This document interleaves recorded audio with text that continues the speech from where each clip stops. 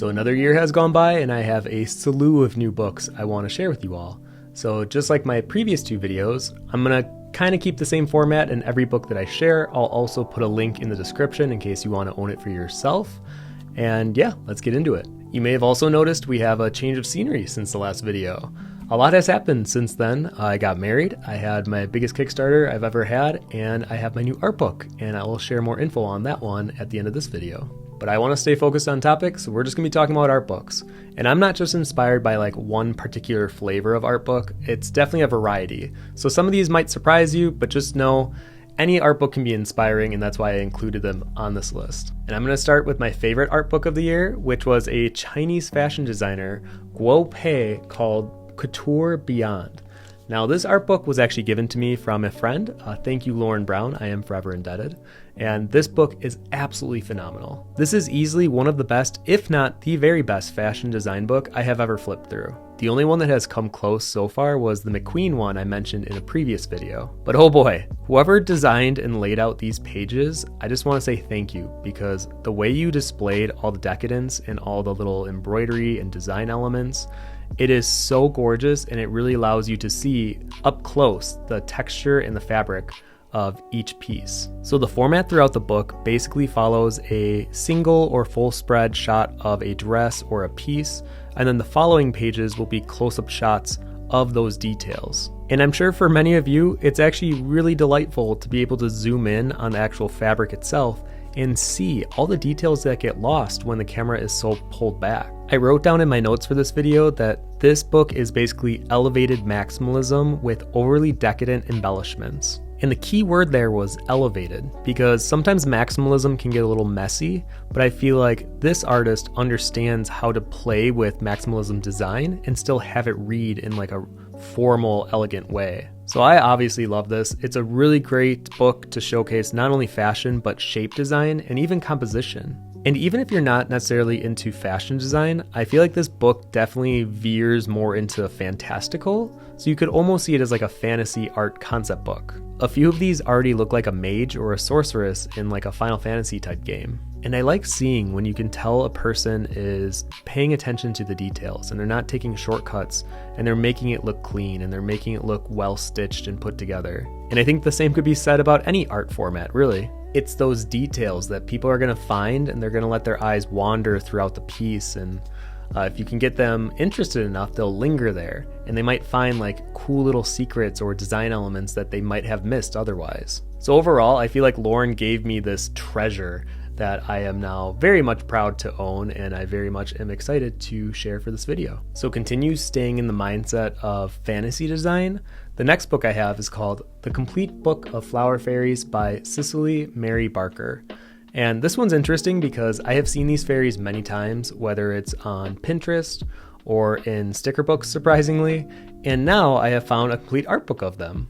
And I don't know what it is about these, I just find them to be so clever, and I love seeing how the artist is literally taking inspiration from nature and then integrating the look of either the flower or whatever it is into almost like stage costume designs for these fairies, and I just love it. I can also recognize that this isn't going to be for everyone because there are a lot of words alongside the illustrations, but I do think it is worth it just for the concepts alone. I mean, just imagine being given the concept of take any flower in the world and turn it into a costume. And don't just slap some leaves as like a tunic, like really integrate the flowers, the stems, the petals, whatever it is, into the actual design itself. I also think a strength in each of these pictures are the color and the composition, and something I noticed when I was flipping through it are the poses are always interacting within the scene. And I feel like often when we're doing character design, they're either standing or sitting maybe on one element, but this book constantly has the fairies interacting with the world around them. And I think that this not only adds a level of believability, but it almost invites you into their world, almost as an outsider trying to get to know them better or understand their culture that they live in. And you can just tell that the artist was having fun making these. There's very much this element of playfulness that is just present in each of these illustrations, and it's just a joy that you feel as you're flipping through. And this could just be my opinion, but I feel like drawing young people, specifically children, is very difficult to do. And I feel like this artist does it quite perfectly. They have this youthful innocence look that pairs really well with making them into fairies. And the entire book is like this, so if you don't enjoy fairies, then yeah, maybe this isn't the book for you. But if you do, man, I think this one is just a great one to be inspired by, and every single fairy has some element that's kind of a cool way to integrate nature into the actual design. So I really enjoyed this one, and I'm glad that I finally found a collection of all the fairies in one book. So now let's get into the darker side of fantasy art, and these next two books are both video game ones, and I'll start with The Art of Lies of P. Now personally, I don't think it's a great title for an IP, but the game itself I thought was pretty great. I basically got to watch my husband Josh play through the entire game because I learned early on that it might be a little too difficult for me, or probably more likely I don't have the patience for it, but the visuals were incredible.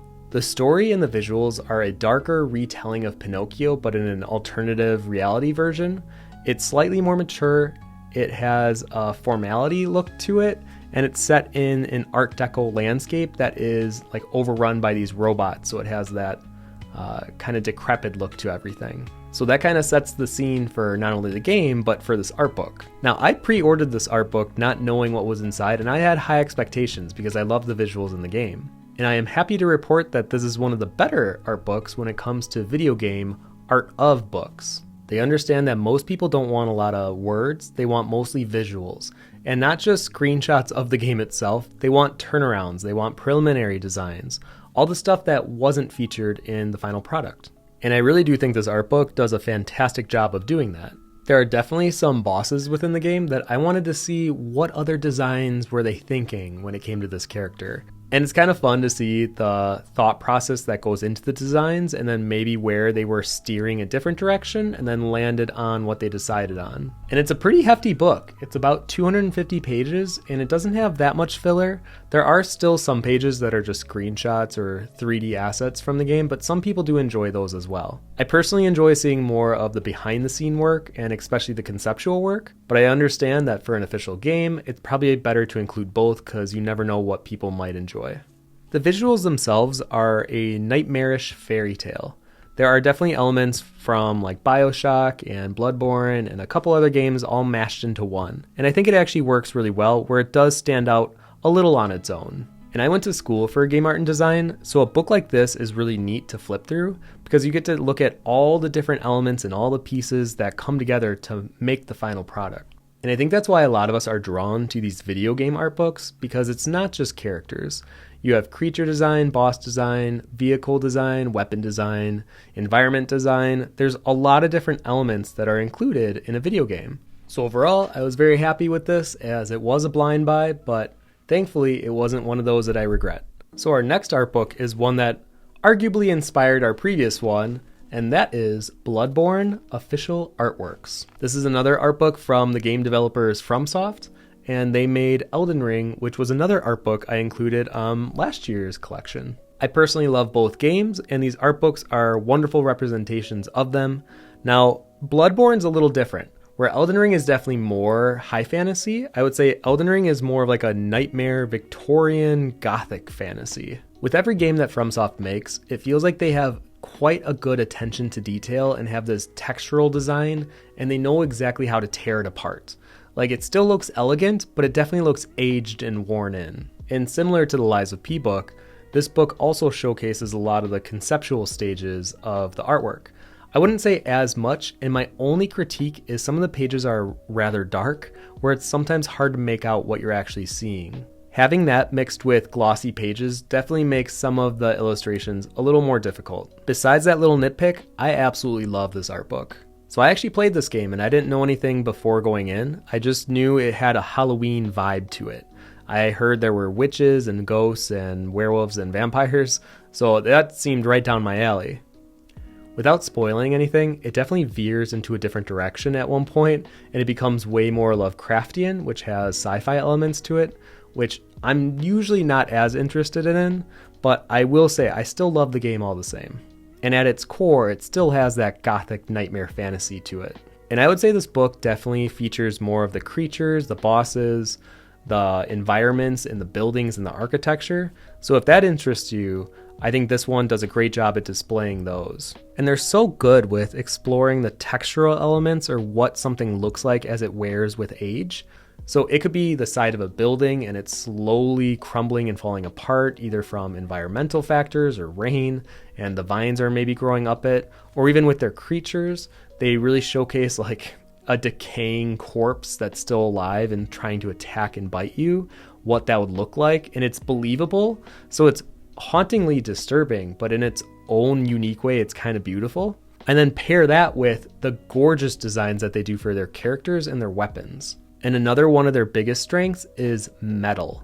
All of the metal elements, whether in their chain design, their armor, their weapons, whatever it may be, it's so well rendered and it's so well realized in the world that it's in. And it's never that shiny, almost plastic looking metal.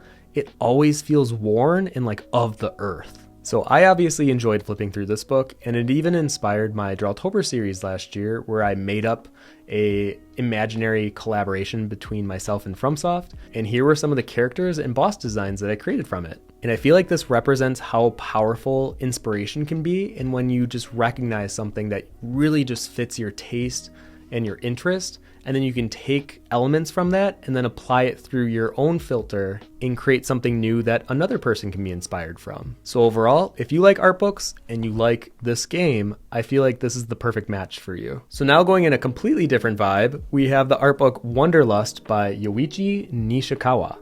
And this book is wonderful. This art book is a collection of his traditional paintings over the span of 6 years. And I like how he displays each page with a little snippet of where the location was or what he was inspired by. So he is a Studio Ghibli artist, and I got to meet him at Lightbox Expo, and he was selling this book, and it is incredible. But what's interesting, and I had to double check on this, not one illustration in this book is from one of the films, but it definitely has the same vibe. The magic and the essence that he captures in his environmental work, it's just really wonderful to flip through. I feel like he has a really good and deep understanding of lighting, especially in an overcast day or through the leaves, or the way that it subtly shines on the ground during golden hour.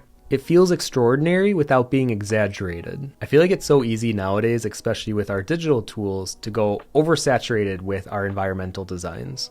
And the color choices and the subject matters often are just very loud, where he does the opposite. He grounds the beauty in the natural world in a way that is still rooted to reality, but it has a connection to be almost magical feeling. I feel like this is something that has been lost over the years, and especially in animation. Everything is fast and high saturation, and that's why I feel Ghibli films are timeless, because they're slower and they capture an essence of reality that is true to the world, even in fantastical settings. I think the best example of what I'm talking about is that image of Beauty and the Beast over the years, where it goes from VHS to DVD to Blu-ray.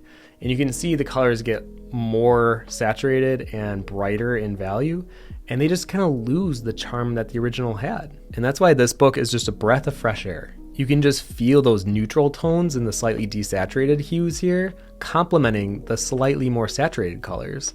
And that doesn't mean they have to be on blast saturation, it just means they're more saturated than what's more neutral looking. And a book like this always serves as a reminder for myself to not ignore those quieter moments, because I think there's a lot of beauty to be found there as well. I think this artist does a really nice job too at capturing a moment in time where you feel like you're sitting in this environment and everything's still. You can hear the birds, you can hear the noises of the forest or the scene that he created, and you're just present. I find this style of work to be really calming to look at as a viewer. The gentle reminder that you don't need to be yelling at someone to have your art be seen. That your work doesn't necessarily have to be loud to be appreciated. So if you also enjoy traditionally made landscape paintings that are rooted in reality, I think this is a wonderful book to check out. Moving right along here, we have our next book, which was from another artist I met at Lightbox, and this is Lin Sum, better known as Mirazgar online, and this is their book. I had to look it up because I couldn't find the name on the book itself, but apparently it's Given Baise or Baise, which is a city in China. And this book is incredible. This is one of those times where when you go up to a convention booth and you're already mesmerized by some of the art, and you notice that they have an art book, it's like an insta-buy. So I think this one, I might have flipped through a couple of the pages, but I already knew I was going to buy it no matter what. The presentation and the format of this book is also incredible. It's a very large, wide book, and it really helps kind of showcase all of her work in the best way. Sorry, gap break apparently. Do you want to say hi? You want to talk about some art books? All right, can I hold you while I do this? Okay, what if I like cradle you? Oh yeah, there we go. Flipping through these pages is like a real treasure because this art is just so beautiful. The work itself is hard to define because some of the pieces are clearly rooted with Chinese influence, and then others have this kind of whimsy fantasy look to them. And then there's a couple that just really feel mature and elevated, and it feels like there's some dark underlying story to it. And it's really kind of a nice surprise as you're flipping through of like what's going to be next. So if you aren't already following them on socials, I highly recommend it. The presentation of the art in this book is also very well executed. Some spreads are full bleed, and then others have that border, and they move it slightly to one side or the other so that the centerfold doesn't cut into the art. Because there's a lot of pieces where the composition is very dynamic, and you would lose some of that if it was cut right down the center. She's one of those artists that feel masterful and yet modern at the same time. Like, it wouldn't be surprising to learn that some of these pieces were hanging up in a museum somewhere. They just have that specific look to it. Don't get crazy, Gabo. Don't get crazy. And this is one of those books where as I'm flipping through it, you know, behind my booth at Lightbox, where I really thought to myself, wow, this artist has really carved out a space for themselves and they are just thriving in it. And I think there's a lot of artists like myself that strive to have a little more of a serious quality to their work. And this is like a great example of just that, where they clearly understand composition, proportions, color, lighting, brushwork, technique, and it just is in full display in this art book. And that level of confidence just bleeds through some of these pages. And there's this fun little story in the beginning, and it showcases their sequential work while still having that elevated sense of style and execution. So absolutely incredible art book. This one's a little harder to find, but it's definitely worth it. Our next book is a one I ordered on Kickstarter, and it's called A Little Witch's Dream by Meng-Shen Lee. This book is basically the embodiment of color and joy. It is warm, it is lovely, it is lush.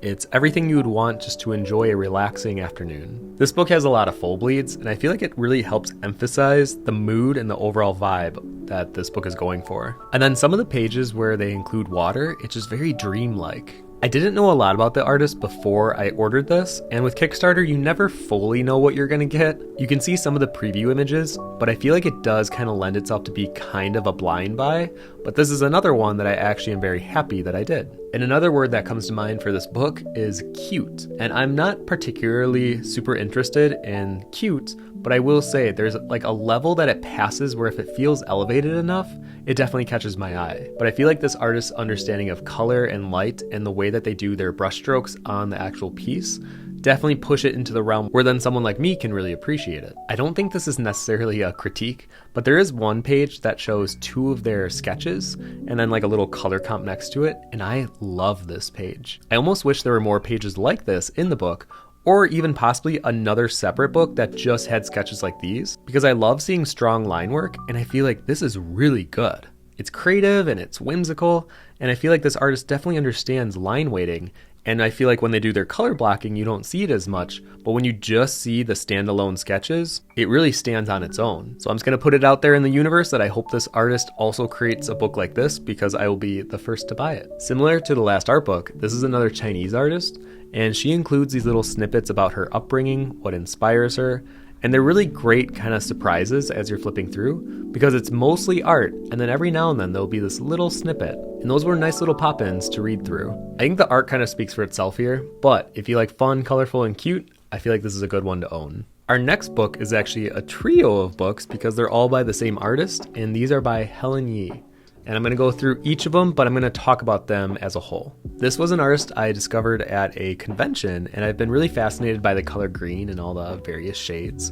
And Helen definitely understands how to integrate green into her work, and it's just kind of like this color that ties all of their work together. So in the first book, The Art of Chasing Blue, it follows these two teenagers, and it kind of shows where they live, what they do, where they study, and you can just feel how much love and care went into designing everything, from the characters to the landscapes to the environments to the rooms that they live in. You could definitely imagine an animated film with these two. And I think a word that would describe all three of these art books is cohesive. This artist has a style that is felt amongst each of these books. And like I mentioned before, the colors definitely bring it together, but also the proportions, it just feels perfectly suited for this style. And then, like a lot of digital artists nowadays, they put this paper texture or a grain filter on top of the final result, and it looks so nice as the final result. Their next book, Saleh the Guard, is an actual graphic novel. So while technically not an art book, I think the art is so good that I'm going to include it on here as well. And something I noticed while recording this video is not only do they have a really good understanding of how to use green,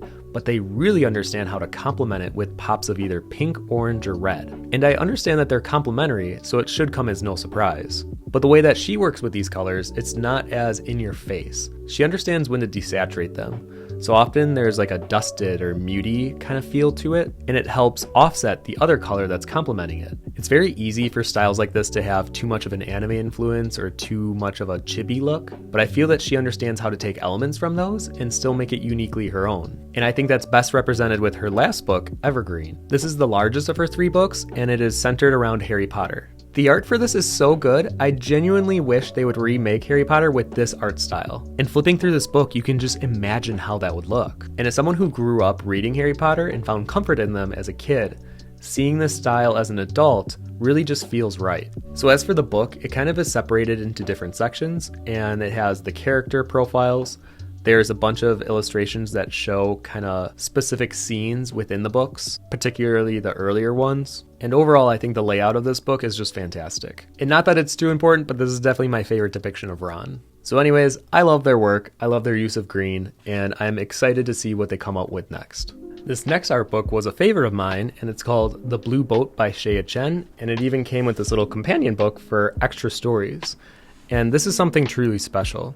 You know that saying, don't judge a book by its cover? I think this one is very much like judge it by its cover, because if this is any indication to what's inside, then you know you're in for a treat. And the formatting of the book is also really intriguing. It has the mentality of less is more, and what it does include is perfectly suited for this book and how to separate the fairy tales from one another. So as you're flipping through, there's technically chapters, but each chapter is 2 spreads, and they are specific to a certain fairy tale. She decides to display a passage and then showcase the art that complements it. And what a way to showcase these little snippets of the fairy tales that we're accustomed to. It's clean, it doesn't have filler, and it feels very purposeful as you're looking through it. My only real complaint is that I wish it was longer. This is one of the shortest books I have on the collection, and I only have an issue with it because I want so much more of it. I love these so much, so I was glad to see that she was also giving the companion book away with the blue boat, so that way there's a little bit of a snippet of what could have been. Because this companion book is very much the unfinished sketches of different fairy tales that could have made it into the book. But I'm not going to complain, because I think this book is really fantastic. I think it's imaginative, it's creative. It shows a willingness to play with composition and how to tell a story either through a shot or little snippets of what's to come. This is another artist that I'm going to keep my eye out for because I really like their work, and I would definitely love to have another collection of their art. So if this interests you at all, I would definitely check out The Blue Boat. These next 6 art books definitely have a little bit more of an anime influence to them, but we've been doing a lot of anime shows, so that makes sense. So to start off, we have this art book called Postcard Planet, and their previous book I put on a different video, and this is from the artist Demizu Pozuka. So I gushed a lot about their art previously, so I'll kind of echo a lot of what I said for that art book in this one. Their style is just fearless. It is cool, it is inventive, it feels like they're taking risks, and there is just so much here. It feels like they specialize in every area, whether it's characters, environments, extreme angled shots, color use, shop design, really anything. It seems like they just attack their art with such confidence and a sense of kind of playfulness, and you can really feel that energy as you're flipping through. And this is one of those art books that really is the definition of an art book. Almost every page is edge-to-edge art. There's usually a small indication to the title of the piece, but besides that, it's just art. It's just so cool to look at. And as someone who's definitely a little slower and methodical with the way that I work, it's so fun seeing kind of the opposite, where you see someone be fearless and they're just laying down their lines quickly and have it still read so spectacularly, and often with camera angles that are very difficult to pull off. He's just one of those artists whose work is easy to recommend, so I'm sure every future art book that they make will also be featured on my future videos. Really fantastic stuff, and definitely an art book I would recommend checking out along with his other one. This next one is a really fun collection, and you'll see why in a second, but it's called Rooms, and it's by Sanbon Mishima. So at first it may seem like, a typical anime art book that you would flip through, but if you start to pay attention, you'll notice that the chapters are separated by rooms, and each room is inhabited by a different person, and their personality is really reflected and shines within how they decorate and how they display everything. And if you haven't figured it out by now, I really love when art books are kind of an art piece in themselves. It's like a gallery installation, but in book form. So I really enjoy flipping through this book, and there's a story associated. And I can't read Japanese, but it's pretty easy to interpret. You're basically spending some time with that character in whatever room they're hanging out in. So it becomes very evident quickly how much personality and how much thought the artist put into each room, and how that character would decorate based on their own personality. And outside of that, I think it shows some great posing of characters doing just everyday normal things. As someone who really enjoys character art, I definitely see a lot of static poses or them standing, whereas in this book, it showcases what would it look like if that character was cooking, but they just woke up, or if they're painting their nails before going out on the town. Something as simple as yawning or lounging around is so human, and yet it's not depicted enough in art. So yes, this book definitely focuses a lot on room design and accessories, but I think it also does a great job at showcasing how we interact with the room and the world around us. And there's also a few pages that just highlight individual items isolated on a white background. And I don't know why I'm such a sucker for this. Maybe it's the cleanliness or the way it's presented. I've always just really enjoyed that. So if this kind of a unique book speaks to you, I would recommend checking out Rooms. This next book has a similar idea, but a different concept. And this book is Birthday by Bucci, and officially Bucci Artworks. And the reason I say it's similar is for the first third of the book, it's separated into chapters based not on rooms, but on colors. And immediately I thought this was such a cool idea, and especially someone who does primarily grayscale, the idea of maybe one day diving back into color and creating art that is specifically based on my relationship with a singular color is very intriguing. I almost wonder what every artist would do if they were given a challenge like that. And each color is separated by a title page with a little description on the side. I can't read Japanese, but I would like to think it's her talking about her relationship with the color, or how she uses it, or why she likes using it. And it's kind of fun thinking about your own associations with those colors. After that, the book is then split into her personal work and then her client work. And what's cool about this is her personal work has such a strong sense of style to it that when you go into the client work section, you can tell a lot of it bleeds over. And I always love when you can see an artist flex their personal style into their freelance work. And I've been seeing more of that even with my friends that work for Magic the Gathering. You can really see their personal style shine through. And you can tell that this artist definitely has a love for the craft. She adds in details that don't necessarily need to be there, but I think adds so much personality to it. Like putting little painted tiles going up the steps, or just peeking underneath the witch's hat to see an entirely different environment altogether. There's just a lot to absorb and look at when you're flipping through the pages. I also noticed going through the personal work that the colors kind of bleed from one page to the next. There's always hints of color that will appear stronger on the next page. And then out of the blue, there's this grayscale spread, and it only shows black and white images.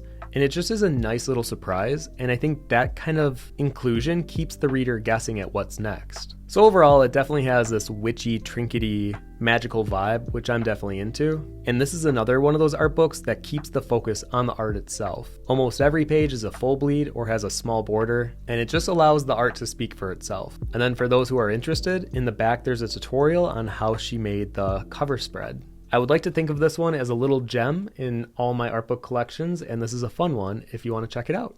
This next book has an edgier, kind of dark fashion look to its anime characters, and this one is called Honojiro Towoji Illustrations. So obviously my favorite book from last year was a fashion book, so it's no surprise that we'd have some other ones on this list. And this one probably wasn't even intended as a fashion book, but the way I was flipping through it, it definitely elicits some kind of conceptual, dark, edgy, almost avant-garde fashion lookbook throughout most of the pages. And the concepts here are definitely big, they're conceptual, they're clean but different, and there's usually some element of intrigue within each of their designs. And this is a good book as a reminder that fashion design can definitely overlap into concept art, and it allows the artist to play with interesting shapes or different uses of a fabric. And I can tell flipping through the pages, this artist loves working with thin, almost ribbon-like fabric when constructing their outfits or even in the composition. They're always just present and lingering. And when I look at these type of books, it always reminds me to get out of my comfort zone. Like push what I thought was acceptable as a design or even as a character piece. Like, yeah, that might look cool, but what if we add 7 more of that element? And it's not always going to work, and it may not always be purposeful, but it is a fun experiment to see what would that look like? Or even more exciting, what if I like that better? And that level of experimentation can definitely lend itself to getting a little messy looking, but you'll never be wondering, what if? And there's some images in this book that are side by side where some will be isolated on a white background and the other side will be on a complex background. And I personally always prefer the isolated one. And this is obviously personal preference, but if the entire book was like this, I think this would be higher up on my list of recommendations. Overall, I think this is a cool little fun book, and it's not going to be for everyone, but for those of you who want to see the what if designs, I think this is a fun one to look through. Next up, we have an art book called Aka, or Red, and it's by the artist Kou. And this art is just cool. For most of it, you have a single width line that's used digitally to create all the outlines, and then there might be flats or maybe two-tone for the entire book. Every now and then you might see a gradient or a little bit of shading, but for the most part, the style is pretty strong and it's pretty simple. And this is when you can tell the artist can rely on their strengths of understanding proportions and composition and understanding how shape language can tell a story. And I always love seeing when an artist uses hatching, but with the same width of the line that they use for their line art for the interior of either the body or the clothes to just give it more of a wear and tear feel. Sometimes it implies shadow, sometimes it gives more value to the form. Either way, I think it's just really neat. And the book is called Red, so it's no surprise that every illustration has some shade or tint of red or even a slight orange. It's definitely the cohesive thread that carries through the entire book. And the opening section is pretty fun because it has the final illustration next to just the line art. So I know there's a lot of you out there like myself that love to see how it looks in black and white without color, and then see the addition of color and what different impact that makes. And similar to some of the previous books where there's an item or a character on an isolated white background, this book has a lot of that same concept but with a color splash in the background. And it has a different impact, but I actually like it almost more. It feels like it's elevating a mood. They definitely play off the idea that it can be simple, yet very effective. For subject matter, there's a lot of Oni and demons and badass fighters littered throughout the book, alongside some fun tattoos and dragons. And it definitely gets a little of my favor because there's some Halloween images thrown in there as well. And for those who enjoy seeing the step-by-step, there's a tutorial section in the back. The layout is great, it really focuses on the art. And if you like the style, almost immediately you'll recognize if this is a book for you or not. And it's definitely one that I enjoyed checking out. So the next art book on the list is one that I almost didn't include, but I'll explain why. And this book is called The Art of Munashichi. This one was tough for me because there's a lot of environmental stuff in this book that I love, but unfortunately I'm not crazy about the character design. It just seems a lot of their looks is very generic anime, and I would almost prefer them not to be there altogether. I'm trying not to have this sound like I'm knocking the artist because it's clearly personal preference, but I'm trying to explain why this book was a hard one for me to include. I have this new rule for myself where I try not to buy a new art book unless I feel it is at least an 8 out of 10. And I feel like when the book is at its best, this is definitely an 8, but when it's at its worst, it's definitely not. So this one's a mixed bag, but I wanted to include it to showcase where it shines. If I can just ignore the characters in the scenes, there's a lot of great work here being done in the environmental design. There's a lot of texture, a lot of overgrowth, a lot of personality, a lot of character, and some of them are definitely stronger than others. It's strange because it almost feels like there's a pendulum effect in the book where some of it is really clean and over-rendered, and then other parts of the book are more textured and almost painterly. So this one's certainly a mixed bag, but I think when it's good, it like really shines. And arguably the part I like the most in the book is near the back half where it becomes more conceptual. You get to see the work in progress, some initial sketches, some items or accessories that are isolated from the scene, and then at one point it all just becomes black and white sketches. And I think that's where the book really shines. So I don't want to talk too much about it because this might be a difficult one to know if you want to own it for yourself. So instead I would recommend checking it out at a bookstore and seeing it for yourself. So moving right along, the next 6 art books I have are from artists that I know personally, and some of them even came to our wedding. So yes, there is a little bit of a bias that you might assume I have, but I would argue I think their art is incredible regardless of if I know them or not. Plus, I want to give my friends a little shout out. So I'm going to start us off with A Sea of Stars by Bryce Coe. And if you've been going to conventions, especially the bigger ones in America, you've probably already come across his work. Bryce has seemingly mastered the convention scene, and it's not too hard to see why when you look at his work. It's fun, it's playful, it has kind of this reminiscence of the video games in the late 90s, and his style really lends itself to being confident with his lines and the way he colors. A lot of his work seems to typically use the same width line for the outlines, and then his shading is some form of shell shading where there's 2 or 3 tones within. And what's great about his work is he's basically saying, I don't need to shade, I don't want to render, it's strong as is. And I would say that I totally agree with that. I think if you were to render these concepts out further, it would lose some of that charm. Now, this art book is not his personal collection, it's from a video game called Sea of Stars, and it includes all the concepts from that game. And as I mentioned earlier with the video game art books, there's a lot that goes into these. And Bryce single-handedly did most of the legwork here, where you see the environments, the characters, the weapons, everything that you would see in the game. And what I like about this book is it shows the sketches and the preliminary line art.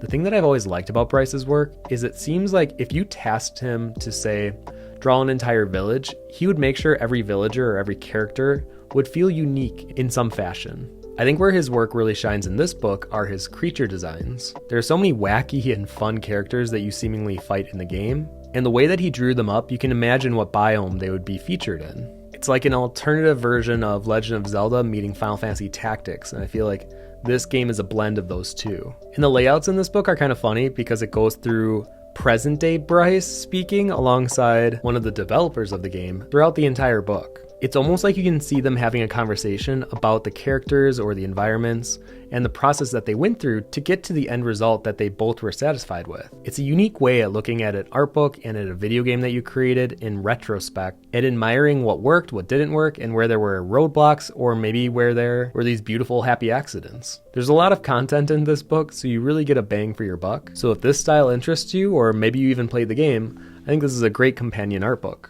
For all you watercolor lovers out there, I have another art book from Chris Hong, and I think it was last year that I did her Tumble book, and this year I have Portrait Companion. And Chris isn't kidding when she's calling it a portrait art book because this is almost 100 pages of straight up portraits. And these are absolutely gorgeous. I'm a huge fan of the way she uses color, and what's great about this book is she flexes her different medium strengths. So in this book, it's not just watercolors, but there's also gouache, colored pencils, graphite, inks and markers, and in the very back, there's a process and a step-by-step tutorial. And what's really neat about this book is you can see her style seamlessly blend in whatever medium she's working in. So her grayscale and her pen work also gives a lot of elements that you can appreciate. And then when it gets back into the color work, I just think there's something so special about the way she blends them. It's not quite realism, it's not quite fantastical, it's in this beautiful middle point. And she's also one of the few artists that I actually enjoy when she uses a rainbow of colors. Oftentimes I think it can look like a unicorn threw up, but with her use, it feels elevated and intentional. And it shows that you can use the full spectrum of color without it feeling like it's screaming at you. And when it comes to the tutorial section, this is one of the most in-depth tutorial parts of an art book I've ever seen. The writings are very thorough and you can understand how you would create it yourself if you tried it. And then she provides a bunch of step-by-step images so you can see how her portraits slowly come alive through each step. And I think this is also a great book at showcasing the little subtleties that make faces so different from one another. And Chris has such a good eye for distinguishing that. So Chris, you know I love your work, I can't wait to see more of it, and I hope to see you at a convention sometime soon. The next one on my list are 2 books from Jeremy Bastian, and I still consider him the best living artist today, so it's no surprise that I picked up 2 of his newest books. Oh, actually, this one was a gift from Audrey Benjaminson, another one of my very close friends, and she knows what I like, so thank you, Audrey. So as I mentioned in my favorite of all time art books, Jeremy is literally phenomenal. I don't know how else to say it. His work is highly detailed. There's a high skill cap. There's a high creativity cap. He just really goes for it. and I aspire to be like him someday. His art is bold, it's daring, it's limitless. He doesn't play by conventional rules. He's talented, brilliant, incredible, amazing, show-stopping, spectacular. That's how I feel about Jeremy Bastian. He puts in the time and effort to make his work really shine, and your eye can just wander on a single piece, and even after a while, you can still find something new. I love that I've even been given the opportunity to get to know him better by seeing him at so many conventions, and I always joke with him that I'm never worthy of being in his presence, as I'm just so glad that a human being like this exists in the world. So if you like art that has a maximalist aesthetic, especially in the nautical sense, I definitely think this is an artist you should check out. So this larger book is his continuation of his Pirate Girl series, and the smaller one is his annual sketchbook. These little sketchbooks are more or less one-offs and isolated subject matters. It's always fun kind of seeing what he was working on when he wasn't working on the Pirate Girl series. There really is no need for me to continue rambling on about Jeremy's work. I'm going to continue supporting him and buying whatever new book he makes. And he's always that dose of inspiration whenever I'm feeling low. He serves as my reminder that when other artists might be setting the bar lower, he continues to just push that bar as high as it can go. Anyways, I love these books, and Jeremy, keep killing it. This next book is a collection from my friend Eric Lee, and it is called Honorless. Eric is a very talented artist who I have somehow tricked into thinking I am a fellow straight. Even more perplexing because he was at our wedding, but as long as you say no homo, it's all good. Now, when it comes to Eric's art, it is fantastic, and his work is filled with subject matter that we straights absolutely love. So there's samurais, knights, Vikings, ninjas, swords, bigger swords, cool drawings and sketches, as he would say. And to me, this is actually a sketchbook collection. He shows a lot of work in progress shots, a lot of unfinished illustrations, and I like seeing some of the pages that are a little rough around the edges. You can almost imagine where his mind was at when he was creating these, and which direction he might take next. Maybe this was a good rest point on what is working, what isn't working, and then you as the viewer get to join him in this contemplative stage. Similar to the red book from earlier, I love when he uses the same width line weighting in his line art, and he just goes to town with his mark making. There's an energy there that is certainly felt. And just like many other books on this year's list, there is very little verbiage and a lot of art. A lot of full bleeds, which is always nice. And then if he does have two separate images, it's usually in a similar color palette, so they complement one another. So if you're a fan of this style, or if you're even a fan of the FromSoft games, or Berserk, or Digimon, or Wukong, I highly recommend checking out Eric's work. Next up is an art book from the very talented and very creative Sean Andrew Murray, and it's kind of an art book slash storybook, and it is called The Book of Wizards. When I think of Sean's work, it definitely has this maximalist vibe, but it's set in this strange sci-fi fantasy world. It's not quite fully fantasy, it's not sci-fi, it's not Lovecraftian, it's not steampunk. It really is its own vibe. And I love when I see artists not afraid to get weird and kind of ugly with their work. Too often we see what's pretty or aesthetically pleasing being pushed into the forefront of what we're seeing on social media. And definitely at conventions, it's no secret that what is pretty or what is colorful will definitely sell. So whenever I see Sean being boldly himself in his work, I always appreciate that. Now, like I said, this isn't just an art book, it's also kind of a storybook. Almost every spread has a character or a scene on one side, and then the other side has a very lengthy description on what is happening or who that is. So this world is not an afterthought to him. He lives there, so much that he even has a P.O. box at this point. And I think where his work really shines for me is when he has a couple of his characters wandering around the town. I love seeing the kooky collection of characters in front of an even odder storefront, and this book has plenty of those. I'm certainly a little biased because when I see art really have its own unique flair to it, I'll almost instantly put it up a little higher on how much I appreciate it, because there's a sense that he's not trying to recycle what's already in the world. There's no need to do fan art because he has too many ideas that he wants to get out into the world. And that's where I believe a lot of ingenuity lies. The more you live and breathe in your own creations, the more you'll see stuff like this come out. And this is a hefty book. It's almost at 250 pages, and the entirety of this book is filled with illustrations and stories depicting what those illustrations are about. So I have a sense that this book will appeal to a lot of readers out there, as well as people that appreciate art books. It's always fun talking with Sean, especially catching up at a dinner after a convention, and I must say, I'm very curious what the next project will be. But for now, I definitely recommend The Book of Wizards.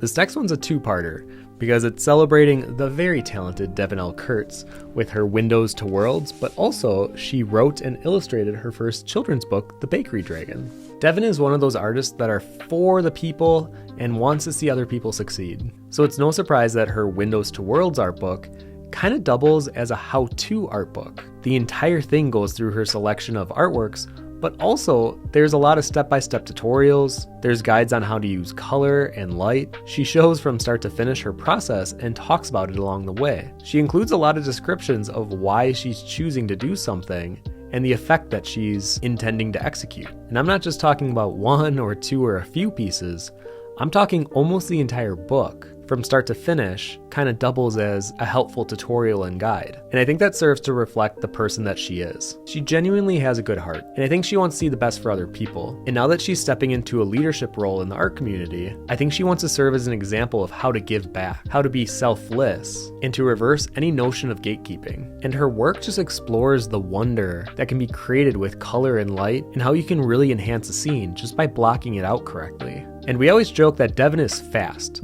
I'm talking like one of the fastest artists I know, and yet her work still has a certain polish to it. This is a hard thing to pull off, but she has so many different deadlines for all the different projects she's working on. It's no surprise that she made efficiency a big part of her learning routine, and now she's carrying out what she's learned over the years to not only hit those deadlines, but create new ones for herself. So if you're a digital artist trying to understand how to block out your compositions or how to work color and light into your illustrations, I think this art book is a no-brainer. And while technically not an art book, I still wanted to mention The Bakery Dragon, because how cool is it to see one of your friends actually get published, and when you go to a bookstore, their little creation is just sitting there center stage, just ready to be picked up. And this storybook is just filled with wonderful illustrations, and it really shows how much Devin understands lighting and how to set the scene. Her use of color and contrast always feels correct, and there's always a warm feeling when looking at her work. Now, I've learned a lot from Devin over the years, and she's kind of a fellow hippie, but I will say she always has something cooking, so I'm excited to see what she has up her sleeve next.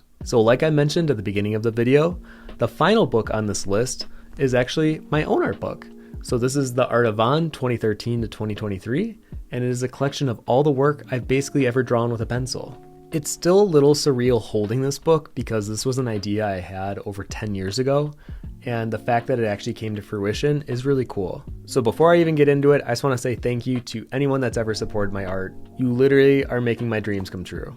This might be a slightly longer flip through because we do have a lot of pages to showcase here. So if you're new to my art and drawings and just happen to stumble upon this YouTube video, I would like to think that people describe my artwork in the fantastical realm, and it's sometimes ethereal, sometimes it's dark, and sometimes it's whimsical. But as a whole, I definitely like working in each of those different playgrounds depending on how I'm feeling that week. And as artists, we're sometimes too close to our work to really see it objectively, but I would like to think my work has a tethering line throughout all of it, and even amongst different subject matters or themes, I hope it still reads that it was made by the same hand. So for the actual creation of the book, I worked with a manufacturer called Tiger Press, and they did fantastic. And I didn't work with a publisher, so all the layouts, all the editing, and all the writing was done by myself, and it took quite a while. And this book is a chonker. It's over 400 pages, and there were almost 1,000 drawings that I had to scan, edit, and put into the book so that it read cleanly. So I organized this book chronologically because this book is actually a giant collection of the 5 previous art books that I've made all in one. Because my idea years ago was to create an art book every 2 years and then in 10 years amass them all together. And that day has finally come. And I know a lot of people think it's cool when you see the artist progress over time, so I'm hoping that you see that within my work as well. I definitely think my pre-2015 work isn't necessarily the best, but I think it serves as a good starting point to where I would eventually land. Because I would say 2017 on, I'm actually very proud of the work that I've done. And because I love when art books are just edge-to-edge art, I wanted to make sure mine was similar to that as well. But I did include some writings along the way, and I didn't realize how much these snippets of my life or thoughts that I had throughout the years would help other people. But having gone to so many conventions, I hear feedback all the time of other people experiencing similar situations or helping them out of a dark mindset. So I made sure to include those, and I wrote some new ones for the later years. And when I say I included everything, I really do mean everything. So the card decks that I created, every Halloween drawing I've done, the storybook pages that have one illustration on one side and the storybook on the other, my life drawing sessions, my scribbles on the iPad, my collaborations with other artists, the few freelance gigs that I've done, the tarot cards that I made up until that point, and of course the full bleed illustrations. And let me tell ya, I have a lot of those in this collection. And in the very back, I included 2 special sections, the first one being a glossary, and this is for those who want to know a little bit more about the stories and meaning behind some selected pieces. And the second section talks about my creation process. So I go over the tools that I work with and the different methods and headspaces that I'm in while I'm creating my work. And just overall, it's really cool looking at this art book in retrospect, because there were definitely a couple years where I was a little harsher on myself, or I was, being overly critical of the work I was producing or not being able to produce enough. And I think having to sit with them over the 6 months that I was editing this book, I was really able to forgive myself during the times where it was really tough to push through. And maybe I need to be a little nicer to myself, because the work that I was so harsh on myself for are now some of my favorite pieces.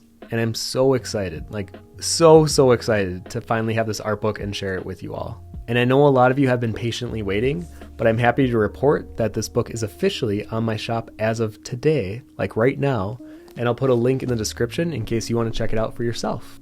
And that concludes another roundup of art books. I hope maybe there's some new ones that you haven't heard of before, and maybe there's some that you want to recommend to me, because you never know if I might actually include it on next year's list. So thank you all for watching, and now that I have this new little setup, maybe I'll actually start making some more YouTube videos. But until then, I'll catch you in the next one.